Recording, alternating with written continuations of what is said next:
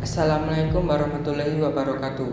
Pada kesempatan kali ini kita akan membahas tentang pengertian ilmu dakwah menurut para ahli, kajian keilmuan dakwah, dan sejarah perkembangan ilmu dakwah. Dan langsung saja, yang pertama, pengertian ilmu dakwah. Dakwah merupakan sebuah ajakan kepada seseorang dengan bertujuan untuk mengajak dan mempengaruhi umat manusia untuk menambah ilmu, keimanan, dan kembali ke jalan Allah Subhanahu wa Ta'ala. Adapun ilmu dakwah menurut Syekh Ali Mahfud, ilmu dakwah mendorong agar manusia berbuat kebaikan serta melarang mereka berbuat kebahagiaan di dunia dan akhirat. Selanjutnya, yang kedua, menurut Bahal Al-Hauli, ilmu dakwah merupakan usaha memindahkan umat dari situasi negatif ke situasi yang positif. Dan yang ketiga, Abu Bakar Zakari, ilmu dakwah merupakan usaha untuk memiliki pengetahuan tentang keagamaan untuk memberi pengajaran kepada khalayak umum tentang urusan agama sesuai kemampuannya. Istilah atau nama lain dari ilmu dakwah yang pertama adalah tabligh. Tabligh artinya menyampaikan suatu ajaran agama Islam kepada orang lain. Yang kedua adalah khutbah, adalah mengucapkan atau berpidato. Yang ketiga adalah tafsir. Tafsir adalah berita yang menggembirakan kepada orang yang menerimanya. Dan yang keempat adalah tanzir, adalah menyampaikan ajaran agama Islam kepada orang lain. Objek ilmu dakwah. Objek ilmu dakwah adalah orang yang menjadi sasaran dakwah, yaitu semua manusia.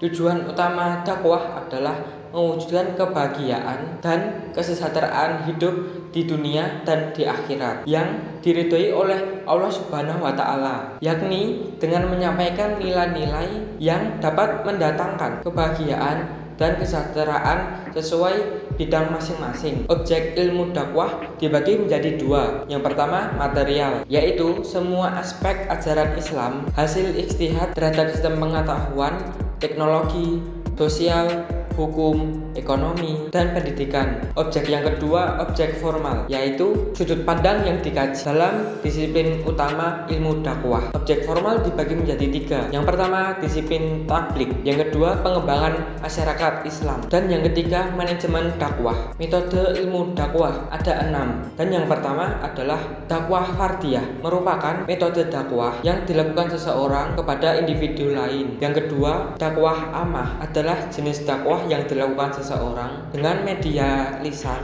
yang diarahkan kepada orang banyak dengan tujuan memberi pengaruh kepada orang lain. Yang ketiga, dakwah bil lisan adalah dakwah secara langsung yang disampaikan menggunakan lisan sehingga ada interaksi yang terjalin antara pemberi dakwah dengan orang yang mendengarkan dakwah tersebut. Yang keempat, dakwah bil hal merupakan dakwah yang mengutamakan perbuatan nyata. Yang kelima, dakwah bit tanwin adalah dakwah melalui tulisan, baik dengan menerbitkan kitab-kitab, buku, majalah, internet, dan tulisan-tulisan yang mengandung pesan dakwah. Yang keenam, dakwah bil hikmah, yakni menyampaikan dengan cara arif dan bijaksana. Perkembangan dakwah sebagai ilmu. Di awal abad 20, dakwah mulai dirintis sebagai keilmuan atau sains. Syekh Ali Mahfud merupakan peletak dasar terciptanya ilmu dakwah dan beliau menerbitkan kitabnya yang berjudul Hidayah Al-Musyidin ila Turuq Al-Was wa Al-Kitabah pada tahun 1918.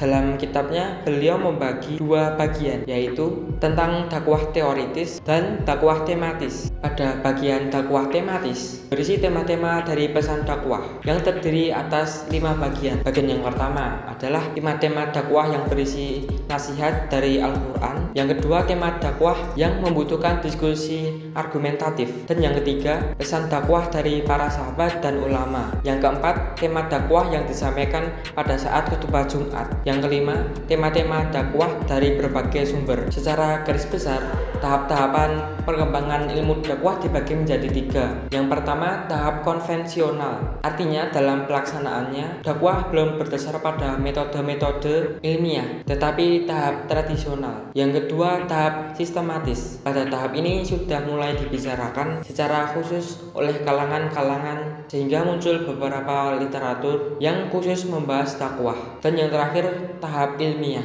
Pada dakwah ini telah berhasil tersusun sebagai ilmu pengetahuan dan telah memenuhi beberapa persyaratan pokoknya, yaitu objektif, metodik, universal, dan sistematis. Kurang lebih itu yang dapat saya sampaikan. Apabila ada kesalahan itu datangnya dari saya, apabila ada kebenaran itu datangnya dari Allah. Wassalamualaikum warahmatullahi wabarakatuh.